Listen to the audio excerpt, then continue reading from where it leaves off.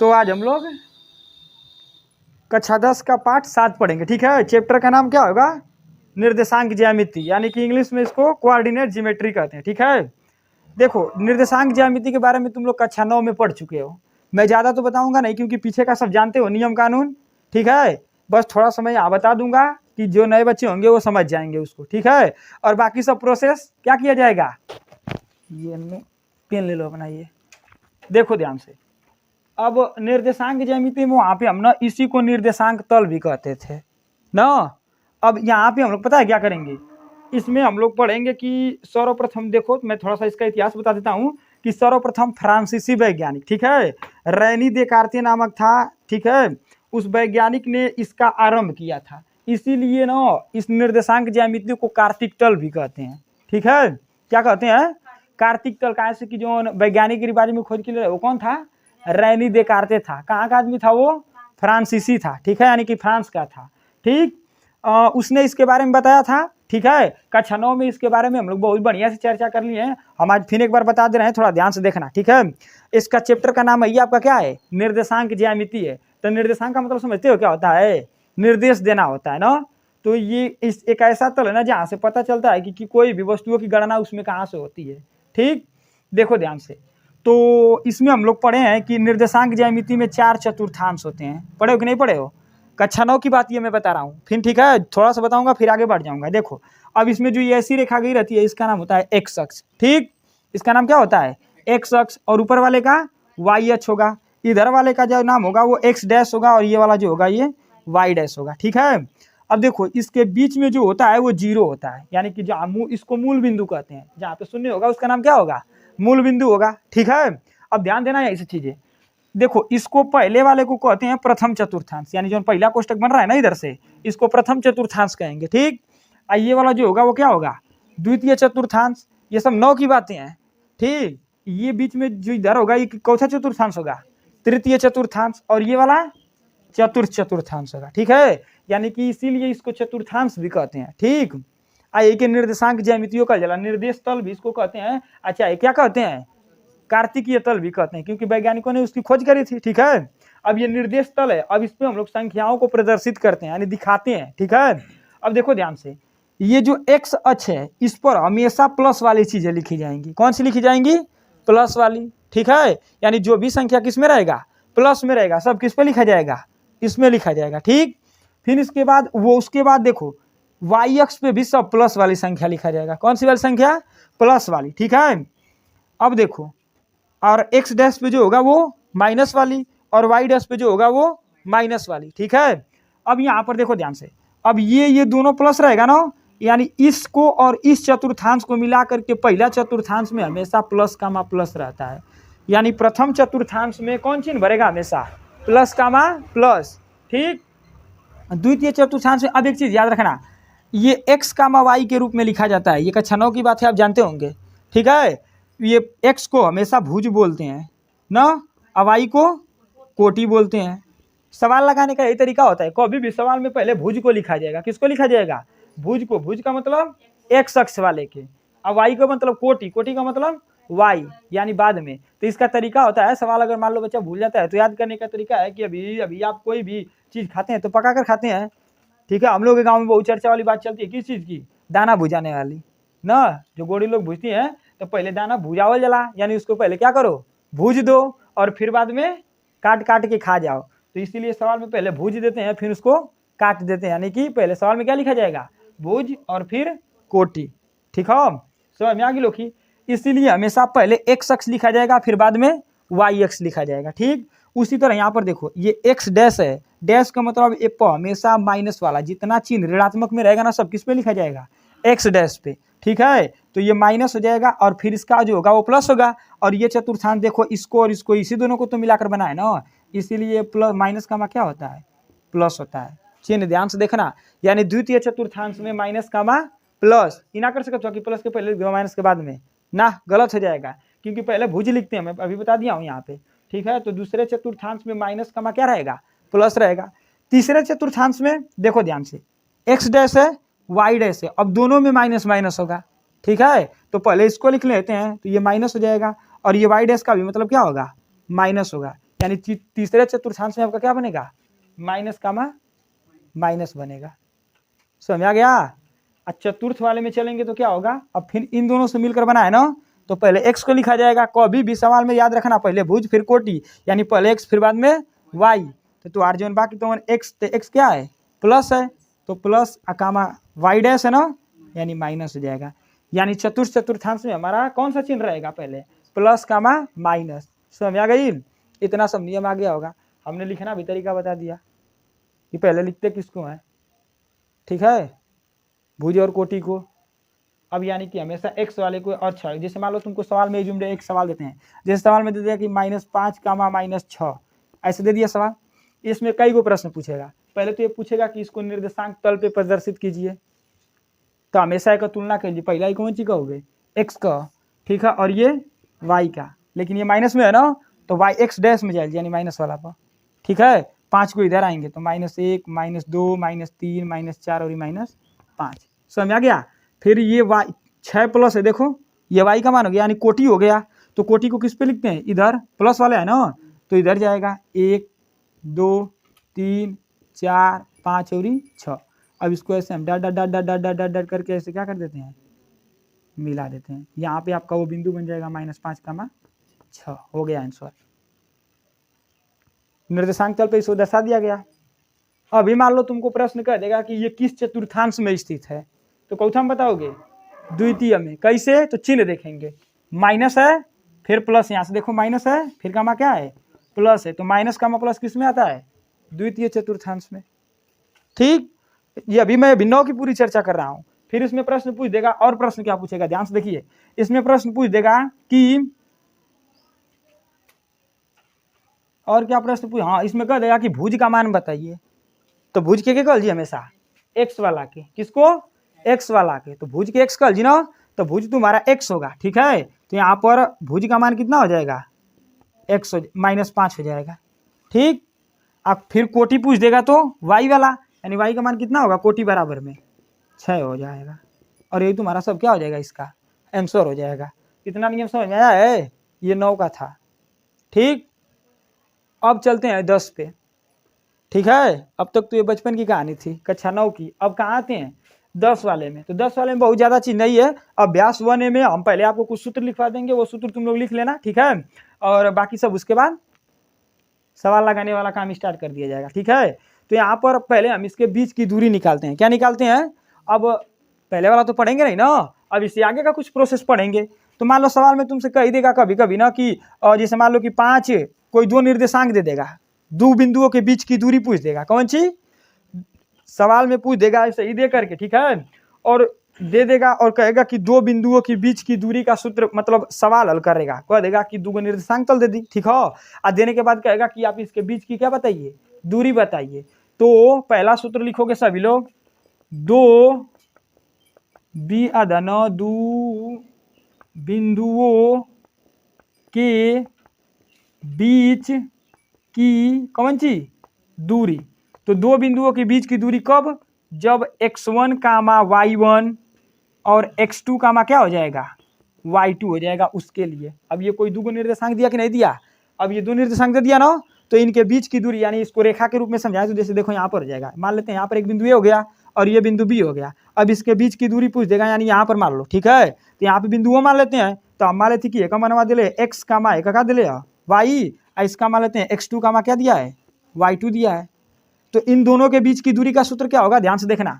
तो इसको लिखते हैं d से, कौन सी से, d से, और d बराबर आपका फार्मूला हो जाएगा अंडर रूट में। अब आगे का पढ़ते जाइए 10 का, ठीक है, अभ्यास 1 में यही सवाल आएगा यहीं से।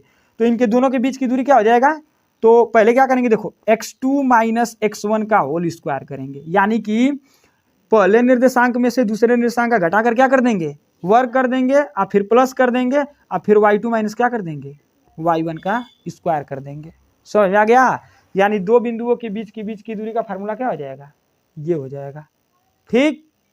फिर इसके बाद अभी और एक प्रश्न आएगा, इसकी कह देगा यहीं पे मूल बिंदु से दूरी बताइए। किससे दूरी बताइए, मूल बिंदु से। तो मूल बिंदु से बीच की दूरी का फार्मूला क्या होगा, थोड़ा ध्यान देना। तो मूल बिंदु पर एक चीज याद रखना, इसी को हम बताएं कि मूल बिंदु कहते हैं, और मूल बिंदु पर x का y का मान हमेशा 0 होता है। क्या होता है, यहाँ पे हर चीज का मान क्या हो जाएगा, 0। तो सवाल में अगर तुमसे पूछ देगा कि दूसरा वो सूत्र मूल बिंदु से, कहाँ से, मूल बिंदु से दूरी, ठीक है। तो जब मूल बिंदु से पूछेगा दूरी तो देखो एक तुम्हारा हो जाएगा 0,0, ठीक, और एक जो निर्देशांक तल होगा वो कुछ होगा आपका, मान लेते हैं ये x2 हो जाएगा और ये क्या हो जाएगा, इसको मान लो x1 और इसको y1, ठीक है। तो इसके बीच की दूरी पूछेगा तो d बराबर में फार्मूला क्या हो जाएगा, यहाँ से देखो अब यहाँ पर करते हैं x2 माइनस x1 ना, तो x2 की जगह पे यहाँ x1 है तो हो जाएगा x1 माइनस कौन सी है, अब एक तुलना करवाता है तो आ रहा है कौन सी x1 और यही y1 होगा कि नहीं होगा, तुलना करोगे तो, और यहाँ पर मान लो ये x1 ये y1 हो गया, ठीक है। तो यहाँ से जब तुलना करोगे तो ये x2 का मान हो जाएगा और ये किसका हो जाएगा, y2 का। तो सूत्र क्या बना है यहाँ पे, वही बना है कि नहीं बना है, तो x2 माइनस x1 करेंगे ना तो x माइनस 0 का क्या हो जी, होल स्क्वायर, होगा कि नहीं होगा, फिर प्लस होता है तो प्लस कर देंगे, अब फिर ब्रैकेट में y2, तो y2 का मान कितना है y1 माइनस क्या हो जाएगा तुम्हारा y2 का मान y1 का 0, तो हो जाएगा होल स्क्वायर। यानी यहाँ से जो d बराबर आपको फार्मूला मिलेगा वो कितना मिल जाएगा, ये 0 घटेगा तो कुछ नहीं बचेगा, यानी x1 का स्क्वायर हो जाएगा और प्लस क्या हो जाएगा तुम्हारे यहाँ पे y1 का स्क्वायर हो जाएगा। समझ आ गया ना, यानी ई मूल बिंदु से बीच का दूरी हो गई, ठीक। यानी यहाँ पर आप इसको x1 y1 न नाम दे करके केवल x का मान क्या मान लेंगे, y मान लेंगे, तो यहाँ से इसको हटा देंगे क्योंकि हम तुलना करेंगे तब तो ये होगा ना x1 y1 से, तो यहाँ से आपका बस क्या मिल जाएगा x का स्क्वायर प्लस y का स्क्वायर। तो मूल बिंदु से जो बीच की दूरी पूछेगा तो ये आपका फार्मूला निकल जाएगा, और दो बिंदुओं के बीच की दूरी का फार्मूला पूछेगा तो ये होगा। समझ आ गया, अब इस सूत्र को उतार लो, फिर इसके बाद हम क्या करेंगे, इसका सवाल अब लगाएंगे, ठीक है। उतारो, देखो अब 7A का हमने नियम बता दिया है, ठीक है। सूत्र याद ही हो गया होगा, नहीं याद होगा तो उसको याद कर लेना, ठीक है। 7A का प्रश्न देखो, पहला लघु उत्तरीय प्रश्न कह रहा है कि निम्नलिखित बिंदु युग्मों के बीच की दूरी बताना है, ठीक है। यानी ये जो निर्देशांक दिए हैं इनके बीच का हमें क्या बताना होगा, दूरी बताना होगा, ठीक। तो इनके बीच की दूरी का जो फार्मूला होगा अभी हम बताएं तुम लोग को सूत्र, देखो ध्यान से। इसमें अब पहला प्रश्न क्या दिया है, पहले का पहला लिखा है 4,3 और ठीक है लिखा है 2, कौन सी 5, इनके बीच की हमें क्या बतानी है, दूरी बतानी है। अभी हमने बीच की दूरी का सूत्र बताया है, अब देखो ध्यान से क्या करेंगे, पहले अब इनकी हम लोग तुलना करेंगे सवालों की। तो जब इसकी तुलना करेंगे यहाँ पर तो x1 बराबर कितना मिल जाएगा, 4 मिल जाएगा, अब y1 बराबर में 3 मिल जाएगा, मिलेगा कि नहीं मिलेगा। और जब इसकी तुलना करेंगे तो x2 बराबर भी मिलेगा ना, x2 बराबर कितना हो जाएगा 2, अब y2 बराबर में 5 हो गया ना। ऐसे ही सूत्र लिखा है कोष्टक में करके।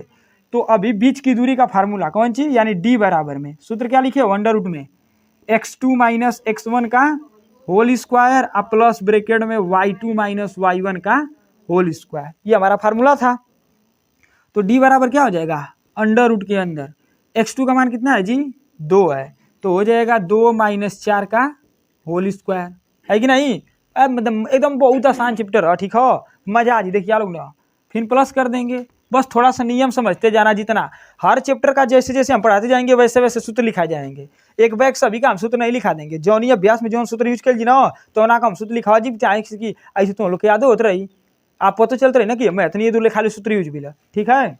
अब ये हो जाएगा y2, तो y2 का मान कितना है 5 और माइनस y1 का मान 3, तो हो जाएगा 3 का होल स्क्वायर।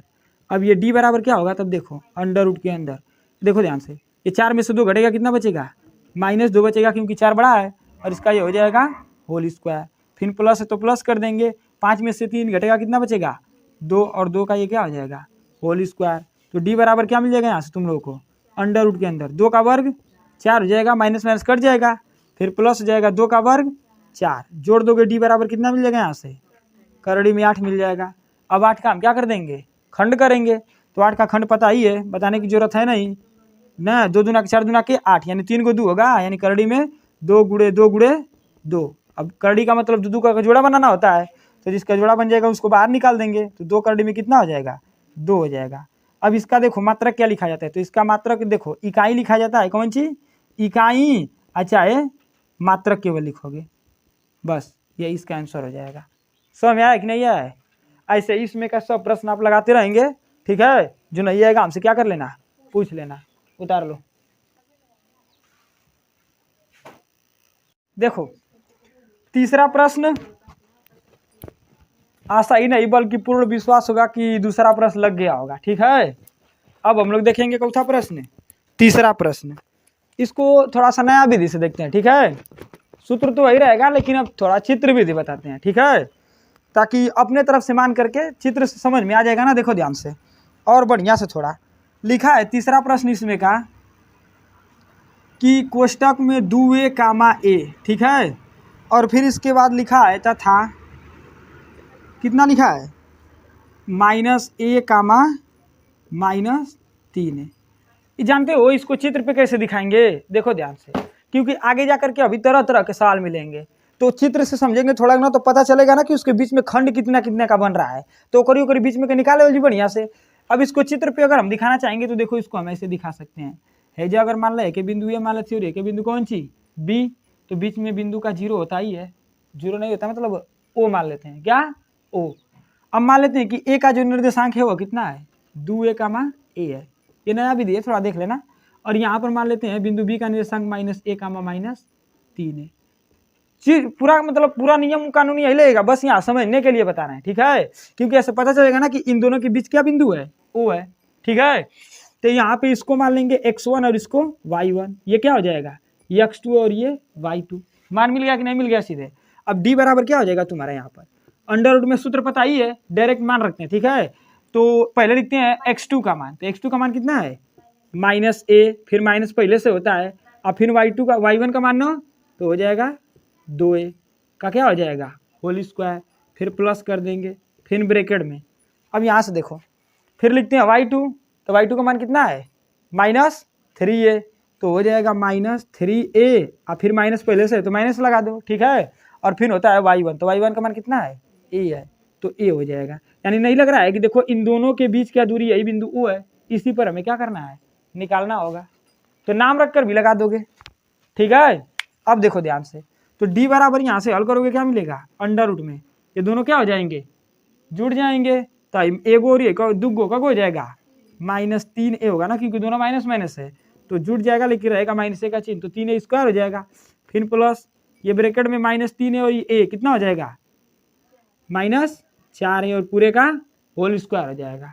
ठीक है, अब देखो ध्यान से यहाँ पर d बराबर जो आपका होगा भाई साहब, इसमें इसका वर्ग कितना हो जाएगा तितली के 9 होगा, तो ये 9a स्क्वायर हो जाएगा, और ये जो माइनस है ना वो प्लस में बदल जाएगा।